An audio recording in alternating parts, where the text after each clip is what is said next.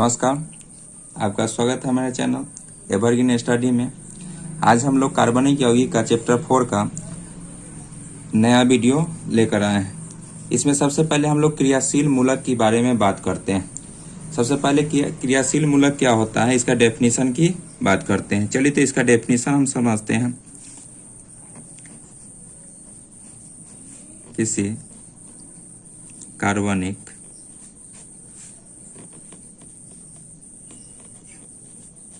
यौगिक में उपस्थित, चलिए आप समझते हैं इसको। कहता है क्या, किसी कार्बनिक यौगिक में उपस्थित वह समूह, किसी भी कार्बनिक में उपस्थित वह समूह जिस पर क्या था, यौगिक का रासायनिक गुण निर्भर करता है। क्या करता है, रासायनिक गुण जिस पर निर्भर करता है उसे उस यौगिक का क्या था, क्रियाशील मूलक कहते हैं। क्या कहेंगे, उसे इस यौगिक का क्रियाशील मूलक कहेंगे। ये तो हो गया आपको क्रियाशील मूलक का परिभाषा, डेफिनेशन हो गया। अब कुछ क्रियाशील मूलक देखेंगे, उसके सूत्र देखेंगे, उसको संरचना देखेंगे, उसका नाम भी बताएंगे और वो कौन सा वर्ग में आते हैं इसका भी बात करेंगे। तो चलिए हम लोग आगे चलते हैं। अब देखिए हम लोग क्या था, क्रियाशील मूलक की बात कर रहे हैं। इसमें सबसे पहले क्रियाशील मूलक में क्या क्या लिख सकते हैं। इसमें सबसे पहले सूत्र की बात करेंगे, उसके बाद क्या होता है, इसमें संरचना की बात करेंगे, स्ट्रक्चर। उसके बाद इसमें नेमिंग की बात कर लेते हैं और उसके बाद ये वर्ग की बात भी कर लेते हैं। ये वर्ग हो गया। तो चलिए सबसे पहले क्या आता है, सूत्र देखते हैं। इसका सूत्र जो होगा वो H होगा। अब इसकी संरचना की बात करते हैं तो ये सिंगल बॉन्ड से O और सिंगल बॉन्ड से H जुड़ जाएगा। इसकी नाम की बात करते हैं तो ये हो जाएगा हाइड्रोक्सिल समूह। इसको कौन वर्ग में आ गया, ये अल्कोहल में आएगा, ये अल्कोहल वर्ग में आ गया। उसके बाद नेक्स्ट की बात करते हैं। नेक्स्ट क्या हो जाएगा, सिंगल बॉन्ड O। ये कौन सा हो गया, आपको ईथर समूह में आ गया, ईथर समूह। इसकी बात करेंगे तो ये ईथर वर्ग में आएगा। इसकी बात करेंगे तो CO। इसका स्ट्रक्चर की बात करते हैं, ये कौन सा ग्रुप, ये नाम इसका होगा कार्बोनिल समूह। ये एल्डिहाइड या इसी को क्या कीटोन भी बोलते हैं, कीटोन। नेक्स्ट की बात करते हैं तो सिंगल बॉन्ड CHO। इसका स्ट्रक्चर की बात देख लीजिए, H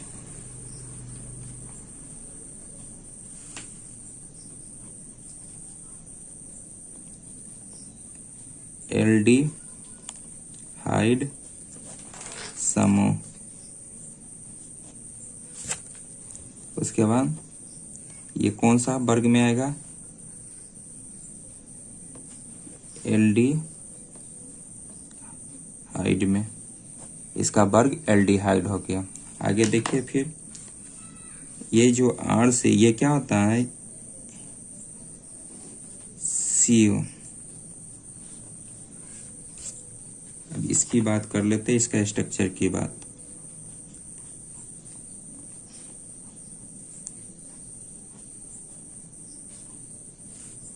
अब इसका वर्ग और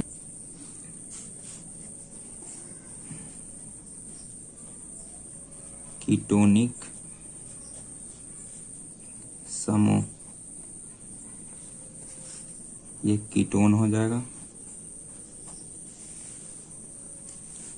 चलिए आगे की और देख लेते हैं। ये COOH, इसका अब स्ट्रक्चर को देखते हैं। सिंगल बॉन्ड, ये O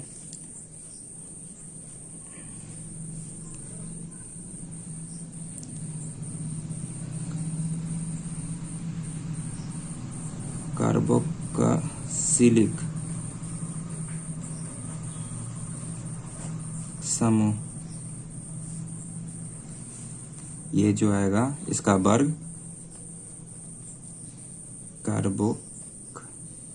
कार्बोक्सिलिक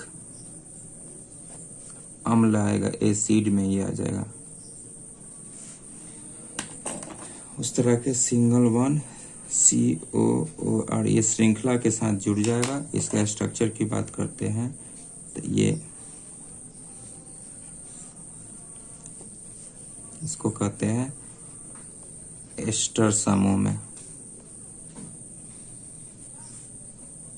एस्टर।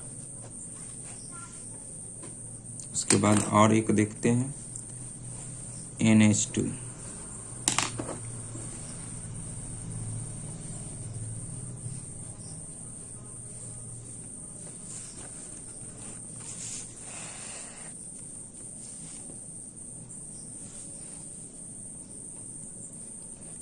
एमिनो समूह में।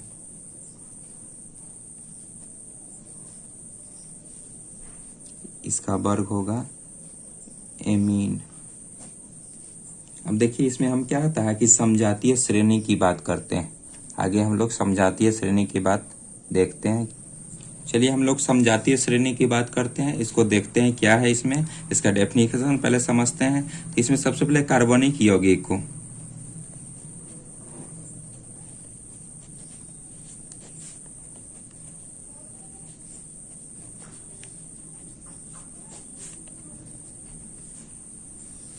यौगिक, अब देखिए इसको हम लोग समझते हैं। कार्बनिक यौगिक के गुण के अध्ययन सुचारू रूप से करने के लिए इन्हें कई भागों में बांटा गया है, जिन्हें समजातीय श्रेणी कहते हैं। देखिए समजातीय श्रेणी कहते हैं तथा इनके प्रत्येक सदस्य क्या होगा, प्रत्येक जो सदस्य होंगे वो क्या होता है, समान कहलाते हैं। समान कहलाने का मतलब इसमें क्या क्या आता है, जो अंतर अनुसूत्र का जो अंतर रहेगा वो सभी में एक जैसा रहेगा। अब देखिए कुछ नोट की बात लिख लेते हैं। अब नोट की बात देखते हैं। क्या करेगा, सदस्य समान कहलाते हैं, इसलिए क्या कहेंगे, इस श्रेणी के किन्हीं दो क्रमागत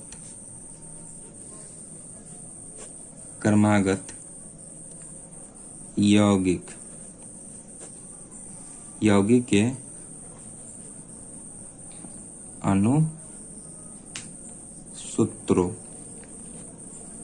अनुसूत्रों में CH2 का क्या रहेगा, अंतर होता है।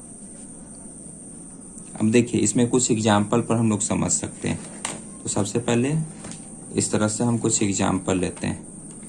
तो देखिए CH3OH। अब देखिएगा इसका नाम मेथेनॉल होता है। उसी तरह से दूसरा एक और लेते हैं C2H5OH। इसका जो नाम होता है एथेनॉल होता है। अब इसका अंतर जो हम लोग करेंगे, इसका अंतर कितना आना चाहिए, इसका अंतर हम बात किए हैं तो कितना, CH2, ये अंतर आना चाहिए। और कुछ हम लोग और लेते हैं। उसके बाद C3 और H7OH हो गया, इसका भी नाम लेंगे। इसका नाम लेते हैं तो क्या आ जाएगा, इसका नाम होता है प्रोपेनॉल।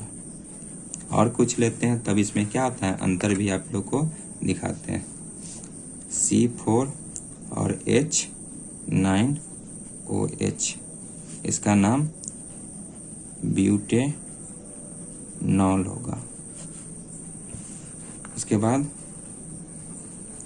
पेंटेनॉल, और इसका पहले ये लिख देते हैं C5 और H11OH, इसका जो होगा इसका जो अंतर, इसका जो नाम होगा पेंटेनॉल होगा। अब देखिए ये दोनों के बीच का अंतर, ये दोनों के बीच का अंतर, इसमें C सिंगल है और इसमें डबल है, तो यहाँ C आ गया। उसके बाद H3 और H5 है, तो यहाँ कितना बच रहा है, C2 बच रहा है। तो इसका अंतर, अब ये जितने भी होंगे इस सभी में क्या होता है कि ये समान हो जाएंगे। अब इस दोनों का अंतर की बात करते हैं। अब इस दोनों के अंतर में तो देखिए यहाँ पर से C, यहाँ 3 है, यहाँ 2 है, और यहाँ 7 है, यहाँ 5 है, तो यहाँ भी क्या होता है अंतर, ये दोनों समान है। उसी तरह से आगे ये समजातीय श्रेणी के उदाहरण आपको।